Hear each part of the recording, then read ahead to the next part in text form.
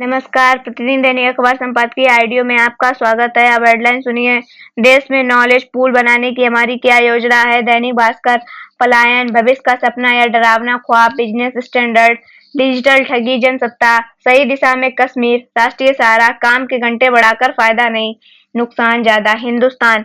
अब संपादकीय विस्तार से। नॉलेज में पूल बनाने की हमारी क्या योजना है। दैनिक भास्कर, विश्व आर्थिक मंच की ताजा रिपोर्ट के अनुसार अगले 5 साल में नई टेक्नोलॉजी के कारण दुनिया में 17 करोड़ नई नौकरियां पैदा होंगी, लेकिन 9.2 करोड़ खत्म भी होगी, यानी कुल 7.8 करोड़ नए रोजगार का सृजन होगा। लेकिन भारत के संदर्भ में रिपोर्ट के कुछ तथ्य चौंकाते हैं। पहला, 35% कंपनियां सेमीकंडक्टर और एडवांस कंप्यूटिंग अपनाएंगी, जबकि 21% अत्याधुनिक क्वांटम कंप्यूटिंग और एन्क्रिप्शन तकनीकी को अंगीकार करेंगे। दरअसल इस दौड़ में भी भारत को टेक सप्लायर न दिखाकर बड़ा कंज्यूमर बताया गया है।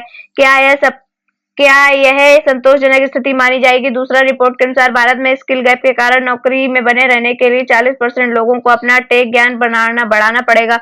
यह नई स्किल कौन देगा, सरकार या कारपोरेट। रिपोर्ट की एक और चौंकाने वाली बात यह है कि 1/3 कंपनियां डिग्री की जरूरत खत्म करके देश में उपलब्ध नॉलेज पूल के इंजीनियर को हायर करने की योजना बना रही हैं। वैश्विक स्तर पर 47% कंपनियां यह काम पहले से कर रही हैं। इसका कारण है कि कॉलेज में डिग्री के लिए मिला ज्ञान नई औद्योगिक जरूरतों के अनुरूप नहीं है। लेकिन सवाल यह है कि नॉलेज पूल बनेगा कैसे। पलायन भविष्य का सपना या डरावना ख्वाब, बिजनेस स्टैंडर्ड। अशोक कुमार लाहिड़ी, लेखक, अर्थशास्त्री और पश्चिम बंगाल विधानसभा के सदस्य हैं।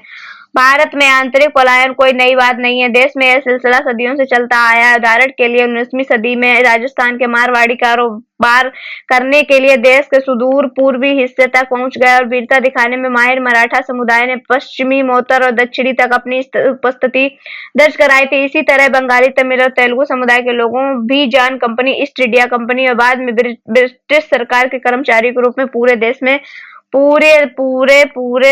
फैल गए। वर्ष 2011 से 2023 के बीच आंतरिक पलायन में वास्तव में कितनी कमी आई, इस पर माथापाची किए बिना हमें स्वीकार करना चाहिए कि देश में आंतरिक पलायन उतनी तेजी से नहीं हो रहा है जितनी तेजी से होना चाहिए। राज्यों के बीच पलायन को बढ़ावा देने से न केवल श्रम बाजार की क्षमता बढ़ेगी बल्कि राष्ट्रीय अखंडता को भी बल मिलेगा। बेहतर रहन सहन की खोज में सुनियोजित शहरों की तरफ ज्यादा पलायन को हमारे भविष्य के सपने अभिन्न हिस्से के रूप में देखा जाना चाहिए। डिजिटल ठगी, जनसत्ता। आम जीवन में आधुनिक तकनीकी के प्रसार से कई स्तर पर लोगों को सुविधा होने के दावे तो किए जा रहे हैं, लेकिन यह सच है कि इसके साथ साथ जोखिम का दायरा भी तेजी से फैल रहा है। खासकर खरीद फरोख्त और पैसे के लेन देन में जिस तरह के फर्जीवाड़े सामने आ रहे हैं, उसे देखते हुए चिंता बढ़ रही है कि इंसानों की जिंदगी और आसान बनाने वाली तकनीकी क्या ठगी का हथियार और लोगों के लिए जोखिम की वजह बन रही है।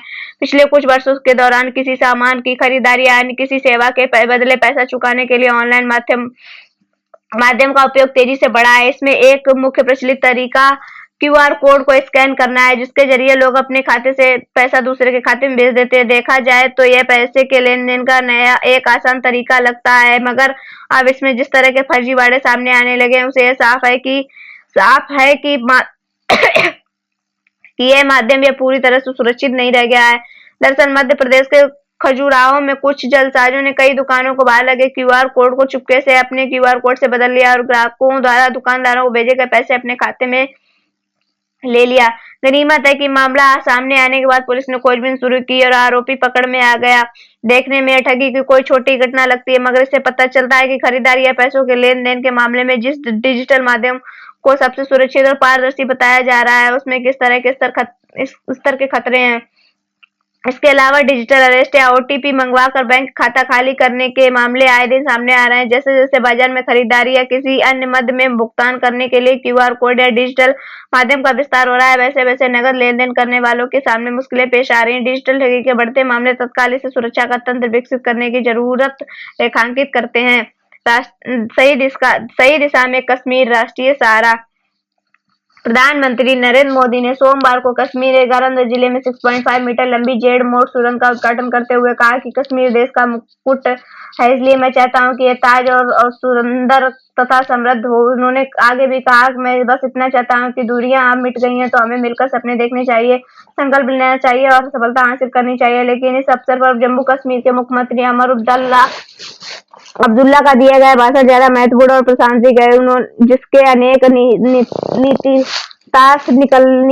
निकाले जा सकते हैं। उन्होंने प्रधानमंत्री मोदी की भूरी प्रशंसा करते हुए कहा कि 15 दिन के अंदर पहले जम्मू को रेलवे डिवीजन और अब टनल इन परियोजनाओं से न सिर्फ दिल की दूरी बल्कि दिल्ली से भी दूरी कम होती जाती है।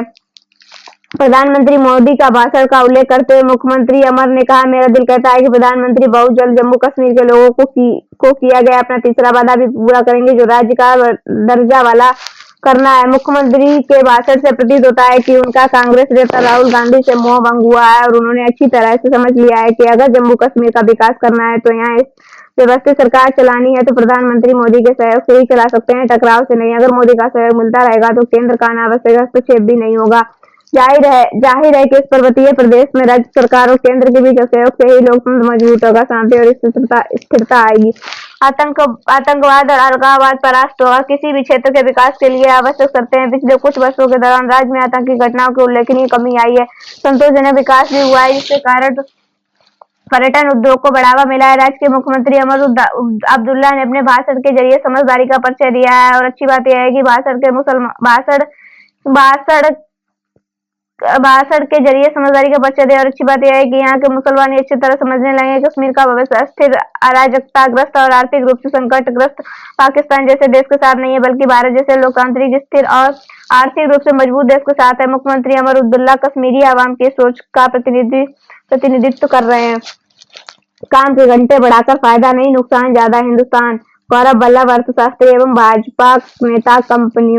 कंपनियों के सीईओ, चेयरपर्सन के और आला अधिकारियों द्वारा यह तय करने का चलन बढ़ता है कि कर्मचारी को कितने घंटे काम करना चाहिए। इसकी शुरुआत नारायण मूर्ति ने 70 घंटे के कार्य समाप्ति के सुझाव से हुए, जो एलआईजेंटी के चेयरमैन के इस सवाल पर पहुंच गई है कि आप अपनी पत्नी को कितनी देर तक निहार सकते हैं। उन्होंने ये भी जोर दिया कि कर्मचारियों को रविवार सहित सप्ताह में 90 घंटे काम करना चाहिए। हालांकि इन लोगों को वेतन भत्ते आदि को लेकर तमाम तरह के तर्क भी दिए जाते हैं, जो रोजगार को 15 से 20 लाख रुपए तक हो सकता है। जिन कर्मचारियों को वे अपनी तरह काम करने को कह रहे हैं, वे आमतौर पर औसतन 2000 से 2500 रुपए की हर दिन कमाते हैं। वैसे हमें यहाँ पर भी पता लगाना चाहिए कि लंबी कार्यविधि से उन कंपनियों को कितना लाभ हो रहा है जिनका ये नेतृत्व कर रहे हैं। सही है कि आज की तेज रफ्तार की दुनिया में उद्योगों के लंबे समय तक काम करने का दबाव आम अपेक्षा बन गई है, पर लंबे समय तक काम करने की उत्पादकता और रचनात्मक बढ़ाने संबंधी धारणा महज एक भ्रांति है। असलियत में इससे उत्पादकता व रचनात्मकता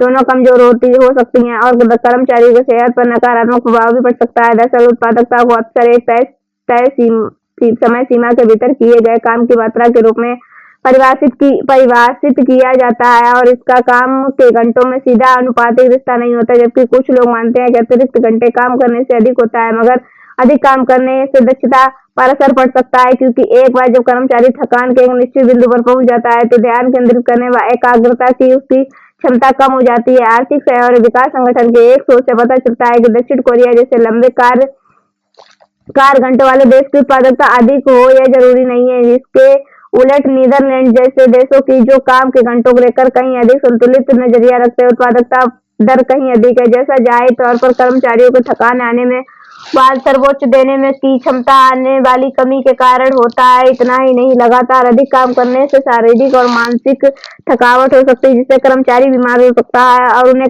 छुट्टी लेनी पड़ती है। रही बात रचनात्मक की, तो किसी भी कार्यस्थल का सबसे बड़ा मूल्यवान कौशल है यह नए विचारों को विकसित करने, दक्षता बढ़ाने और जटिल समस्याओं का समाधान ढूंढने के लिए आवश्यक है। शोध बताते हैं कि जब कर्मचारी नियमित रूप से काम से ब्रेक लेता है और कामकाज का जीवन में संतुलन बनाता है तो उसकी रचनात्मकता बढ़ती है। जिसके उलट अधिक देर में काम करने से मानसिक थकान होती है और उसकी रचनात्मकता कुंद पड़ने लगती है। काम की लंबी कार्यविधि कर्मियों में तनाव, चिंता और स्वास्थ्य संबंधी समस्याएं बढ़ा सकती है, जिससे कंपनी की कमाई पर रचनात्मक असर पड़ सकता है। ऐसी कंपनियों से प्रतिभाशाली पेशेवर छिटक सकते हैं। साफ है, कर्मियों में संतुष्टि और कंपनियों से उनका जुड़ाव बना रखने के लिए निजी समय की उनकी पेशेवर